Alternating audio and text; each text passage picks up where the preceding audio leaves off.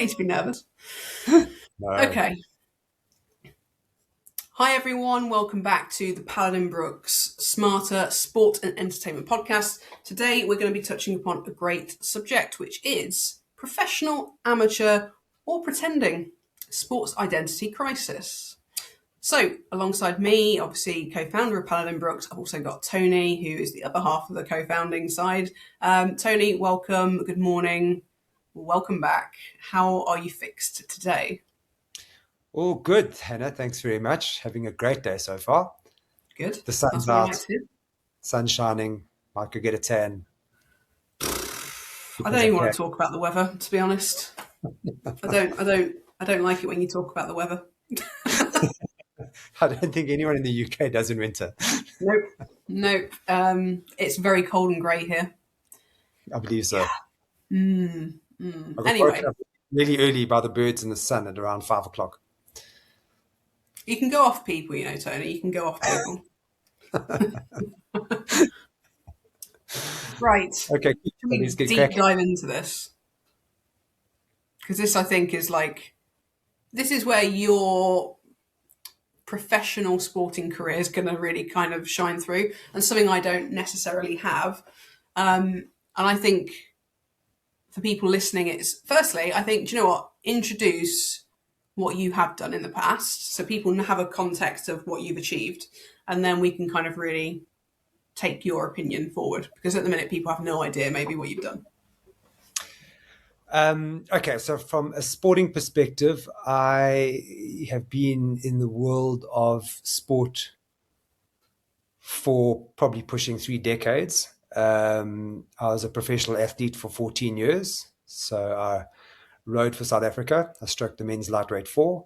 So I went to a number of world championships and various games of sorts. So yeah, I've got a fairly long list of accolades, but quite importantly in that experience is living in the world of professional sport and spending a large amount of time traveling and touring and racing. You get a really intimate understanding of the sporting ecosystem and mindset, both from an athlete's perspective, but also from a federation and a sponsor perspective. At the time, obviously being being subject to it, but following retirement, so I retired about 13, 12 years ago, just really understanding more the business side and the commercialization of sport. So I think understanding very well how a sports organization, and I've said this before, which we can often call a sports disorganization, functions versus its interaction with a corporation or corporate sponsor or brand. So the core framing for this particular podcast is basically saying too many sports want professional money while behaving like hobbies. And I think it's a really interesting one to do a deep dive in, and I might hurt some feelings, but I'm okay with that. You hurt feelings. Be blunt. Yeah. I think I I do have thoughts and feelings on this. I don't think I'm maybe as knowledgeable in the same way that you are, because you've seen firsthand a lot of these kind of examples. I know you're going to pull out and you're going to speak about, but I think it's actually probably quite good if we just maybe define what we're talking about. When we're talking about professional, when we're talking about amateur, what are we saying? Because to some people that doesn't mean anything. To some people that means someone who's down their local park playing cricket as an amateur versus someone who's playing for England. So obviously both polar opposites, but like, what are we actually talking about? So, by definition, and the lines get very easily blurred here. By definition, a professional athlete is an athlete who gets paid a salary, basically, to do their job, which happens to be a sport. On the flip side, an amateur athlete is someone who does not get paid a salary to do their sport. How the salary gets or remuneration gets paid obviously differs. Some professionals get paid by federations, by governments, or by sponsors, and a lot of amateurs end up becoming seen as quote unquote professionals because they are deemed elite, but they're still self supporting or self funded through basically moonlighting or a day job. So I think it's important just to draw a slight differentiation between being a professional and being elite, because you can have an amateur who is an elite athlete. And I think it's basically painting the picture as to how does either an athlete, well, I'll use the word sports property, and by definition of sports property, that can either be an individual athlete, a team, a league, club, federation, etc. How do they view themselves in terms of their organizational structure, and at what sort of price point do they believe that they are worth in terms of the value that they have to offer? So I think that is an adequate definition of what we'll be talking about. Yeah, I think that's quite good. I think, okay, so when we're talking about pretending, then, like, I want you to be as blunt as you want to be. How do you define then someone who is pretending in a hobbyist way to try and gain income and to generate that kind of? I mean, look, let's be honest. There's so many sports out there that are trying their best that might have no relevance to one part of the world to another. Snowboarding is relevant in some parts of the world more so than other places, but it's generally there is more infrastructure to allow that to happen. I'm sure the Saudis, for example, could build a massive snow and ski slope in the middle of the desert and make it relevant. I think they have, actually. There you go. There you go. Exactly. So my point being, the sport can grow if the infrastructure and the investment is there, but not all sports are going to get that. So why? So I think by pretending, and maybe it's not even pretending, maybe it's actually just ignorance. I think a lot of sports organizations or teams, they make sort of two fundamental mistakes. The first, and I can't actually blame anyone for this, is that when you're immersed 24/7 in your, I'll say sport, your hobby, we'll call it a sport. You're immersed 24/7 in that ecosystem.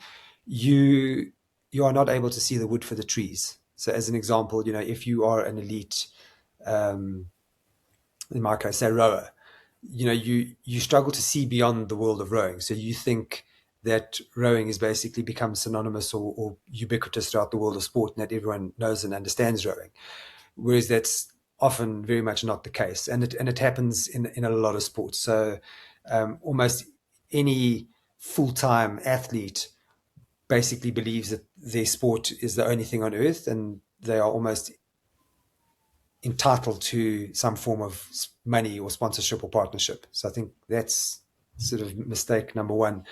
Like I said, it's not necessarily pretending, it's more just ignorance.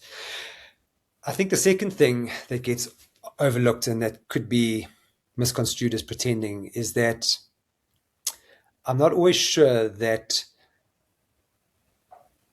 a sporting property or a sports asset, as we call them, is fully aware that in order to receive money, it is transactional in value. So there has to be something that they are giving back. So, and I see this a lot when it comes to dealing with sports organizations, teams, and athletes who obviously require an income in order to continue doing their hobby or sport, as I'll call it, and are very happy to sit there with open hands, but are not always cognizant of the fact that they, in order to warrant receiving said funds, is they need to be giving back in some way or form, whether it's Absolutely, through, yeah. and it's basic reciprocity. So, are we giving back in terms of, servicing the brand or the organization that's supporting us, thanking them publicly, telling their story, helping them meet their needs. So I think what often happens is you've got this sport that sort of sits in isolation, thinking that they're the only thing in existence and not realizing they need to give something back. And then they sit there with an open hand, and then they wonder why sponsorship becomes hard. So Yeah. we'll get extremely frustrated marketing, if they are big enough to even have a marketing team, that spend thousands of hours on Canva making the prettiest of pitch decks, and they just don't land and they don't go anywhere, and they just can't understand why. And I think um, that's one of the biggest things. And when we'll do a slightly deeper dive into this is when potentially an amateur or a hobbyist doesn't have their house in order per se as a sport or a sports organization, is I don't think that they can honestly expect trust from a brand to manage those funds appropriately. That's the thing. And I think actually the pretending phase for hobbyists, for small, like, I mean, even like small national governing bodies, like, let's be honest, there's a lot of small national governing bodies out there that have a lot of a massive community of people that really care about that sport, really love it, have a great story to tell around that sport, but they still don't have the investment to make it global. But do they need that? Probably not. They don't necessarily need, like, success isn't scale. But success is being able to function. Yes, I So, agree. you know, This is what I mean. It's kind of like you have to then pick one. You either function well at a small level and become slick and stuff like that, or you just, yeah, you crash basically. And I think that's the thing. It's, yeah, I don't know. It's an interesting point, I think, and I think for a lot of, like, I know a lot of people who, for example, climb competitively. And climbing is one of those sports where it is incredibly important, and it's incredibly, you know, the individuals that I've worked with in the past have got a great story. They've been dedicated to it for years. Their parents are also coaches and do this, and they have multiple roles within the sport, and they are the bedrock that that sport sits on. But it still would need investment to make sure it's got a successful CEO, a CMO, CFO, CEO, and, you know, all those people that then have that strategic knowledge to then push it on and upwards. But they don't have that. So, yeah. look, I'd imagine it's also where a lot of red tape lies. So if you get a private club, um, they've because they're smaller and they're probably a lot more agile and have a lot more autonomy, they can pretty much do what they want in terms of scaling. So you could have and when I say a small club, I could also almost intimate a new sport. So Mm. if you have a splinter sport that starts, if they kind of start off with a hobbyist mindset, but if they structure correctly from the beginning, they can scale globally very, very quickly. But it's in terms of getting the internal governance in place versus a more legacy sport, so a sport that's been around for a fairly long period of time, where they're quite and when I say they have a legacy mindset, so the governance and the infrastructure within that organization is very old school and stubborn, and not really willing to move with the times, and difficult to replace. So typically, what you'll find in these older organizations, and by organization, I'm talking about national governing bodies of certain sports. And I've worked with some quite big ones, and I'm talking like Olympic bodies or sporting bodies that participate in the Olympics. The basic structuring of that company, or that sport itself, is it's a bunch of people who are acting as a board. So they have an acting CEO, CMO, etc. But these are all people with day jobs, so they do this part time. So, somebody with a day job is obviously going to be focusing on their day job, and then their passion project, which, basically gets the leftovers, becomes the sport, and the sport never grows. And this then becomes the tricky part, is because it's not very dynamic, so it's never going to grow. Sadly, and this is from my own observation, is that you often find that smaller organizations or splinter bodies that started off as sort of rebellious ideas tend to scale a lot quicker because of the entertainment value of the sport, versus actual national governing bodies of certain sports who just are unwilling to adapt and almost become over reliant on the government or lottery for funding, because they, for all intents and purposes, and I speak from a consultant's perspective here, are almost unsponsorable. it is very difficult to actually get a sponsor on board to sponsor that body, because they are so stuck in their ways that they're not really willing to change the way that the sport is consumed by an evolving audience, with obviously getting with a shorter and shorter attention span and more media and competition as we go into 2026. So it's a tricky one. It's interesting times, really. This actually prompts the questions almost up to the level of the Commonwealth Games and the Olympics, like how these, because what you'll often find at that level is, you would assume, and it's a very big assumption, and we know what assumptions are, is that a lot of the athletes and participants at that level are professionals. But I hate to break this news to many people, that a fair percentage of participation in the Olympic Games are by athletes who are technically amateurs. They are not funded. Yeah. And that's It's a pretty shocking. stark, sobering reality to Yeah. come to terms with. It is shocking. And I think that's something that is a good thing to shine a light on, because I don't think a lot of people know that. People just assume that they see someone who is deemed successful and just assume they earn lots of money doing it. But in sport, that's just not the case. No. Right, okay. Controversial time. I'm going to throw something out here. So, hobbyists that are pretending to be elite, how much is ego blocking them from success?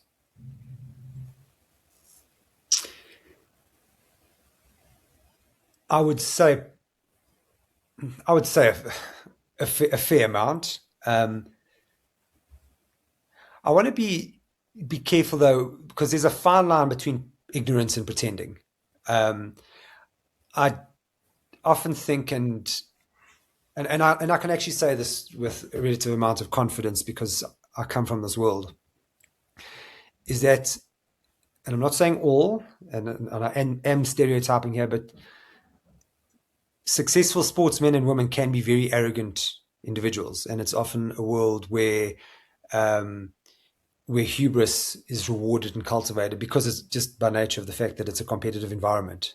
You don't go to the Olympics like just, as like it's not an all-inclusive event. You go there to get onto a podium and win, so that you have that extremely competitive mindset. And I think anybody who is taking a sport at a relatively serious level, who doesn't necessarily have their own house in order, and when I say their house in order, if I talk about an individual athlete as a basic example, if their nutrition, sleep, self-management, public visibility, marketability, all of that is not on point, that's their house not being in order. When it comes to an organization, having an organization that's run by a legacy mindset, is that, they're probably not tracking their financials, they're not having their board meetings on time, they're actually not meeting certain KPIs and criteria in terms of keeping the sport moving on.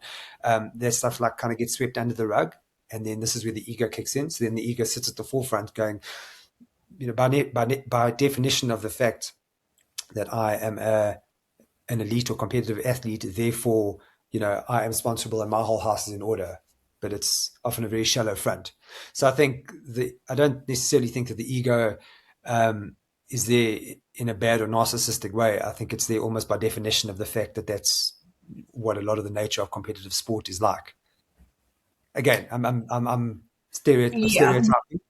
You get your very humble examples, which are an absolute breath of fresh air. But I'm talking, generally at the type of level that you're talking about, is where there isn't decent internal governance. In order to make up, the easiest thing to make that up is, or make up for it, is basically a front, which could be basically seen as ego. What about hobbyist like teams? So like I'm thinking in my brain then, for example, a local cricket club who wants loads of investment to upgrade their stands, their bar, whatever. How much do you think ego plays a part in that kind of community element of sport? So like it's almost like community sport sits kind of around the hobbyist side, because you're probably going to get some amateur athletes in those areas, but ego in that kind of structure is really, to me, in my experience, because I've been around community sport far more than not that than you have, but you've been around elite sport more than I have, so it's kind of relevant. I've seen a lot more ego in community sport than anything, and I think that hinders them greatly because they seem to think they don't need to do X, Y, and Z to get income, but actually you need to have your house in order. You need to be acting with authority and authenticity to be able to get that investment.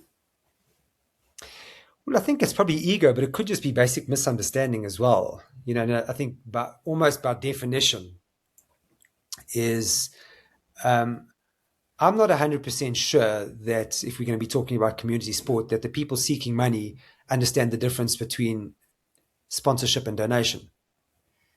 Absolutely.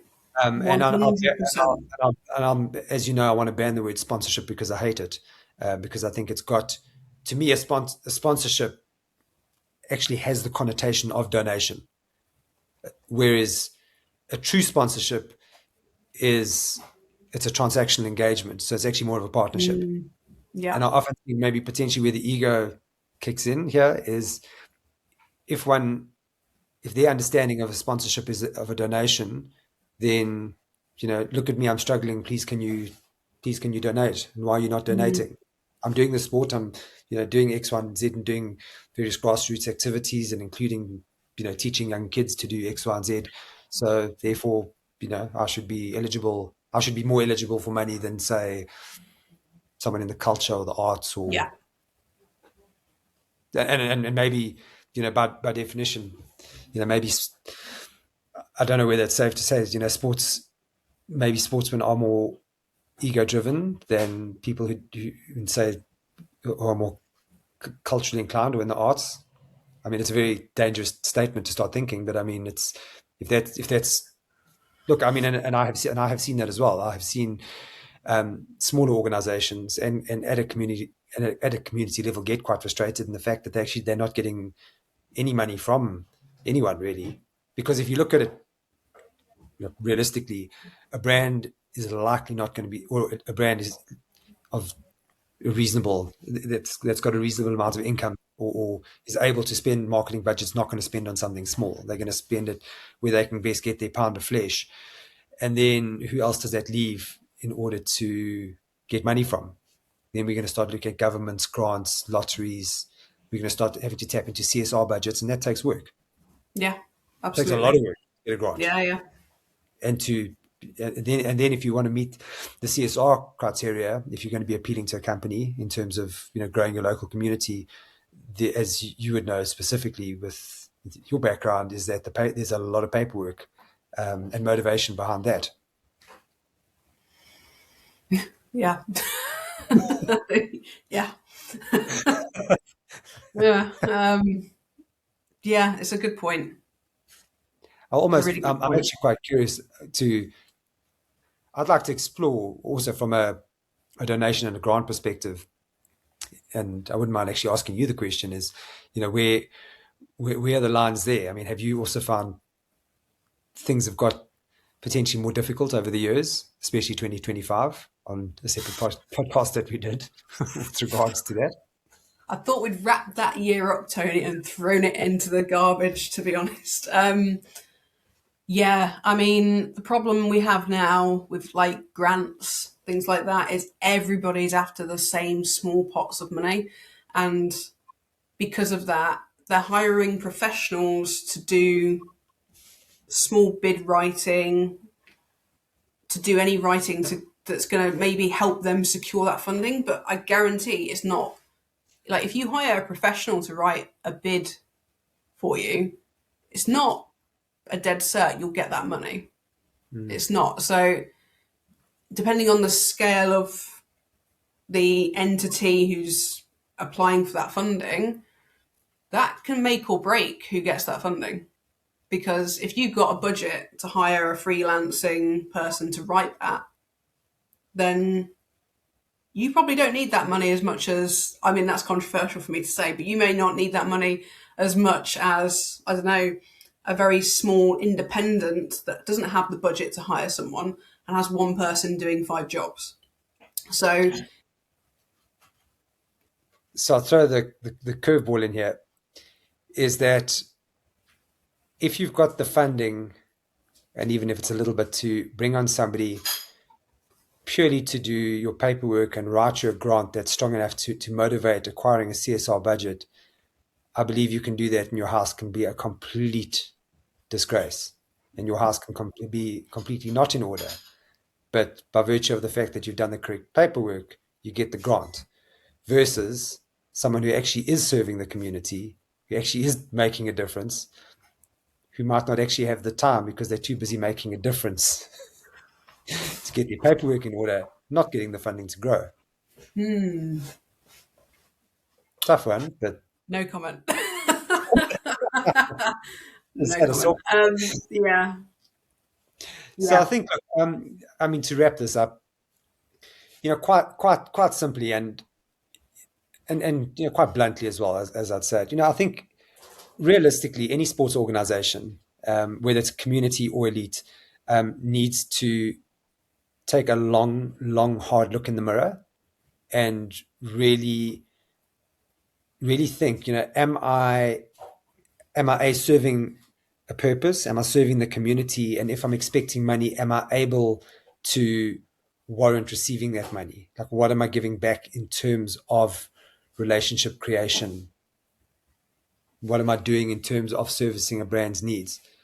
Basically, what I'm trying to say is a lot of sports organizations who are wanting money need to take that look in the mirror and actually not be so selfish about it, and realize that in order to acquire funds, there's a relatively large amount of reciprocity that has to go into the mix, and purpose.